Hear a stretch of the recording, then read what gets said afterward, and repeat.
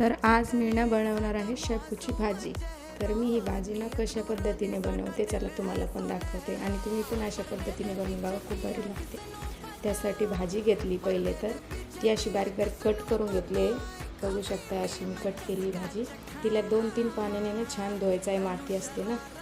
इथे मी शेंगदाण्याचा कूट करून घेतला भाजून, एक कांदा कट करून घेतला, कढाई घेतली, त्यामध्ये तेल टाकले, कांदा भाजायला टाकलेला आहे आणि त्यानंतर मी ते लसूण आणि हिरवी मिरचीचं असं बारीक वाटण करून घेतलेलं आहे, ते पण त्याच्यात टाकून 2-3 मिनटं परतून घ्यायचे।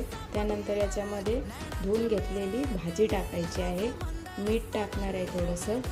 इथे मी थोडीशी चण्याची डाळ भिजवून घेतलेली आहे, 5-6 मिनटं आपल्याला होऊन द्यायचं आहे। 5-6 मिनटं झाले की नंतर त्याच्यामध्ये ते शेंगदाण्याचा कूट टाकायचा आहे, मिक्स करायचं आहे, परत 5-10 मिनटं होऊन द्यायची आहे भाजी। हे बघा इथे भाजी आपली तयार झालेली आहे। तुम्ही पण अशी बनवून बघा। व्हिडिओ आवडल्यास लाईक करा, सबस्क्राईब करा। थँक्यू।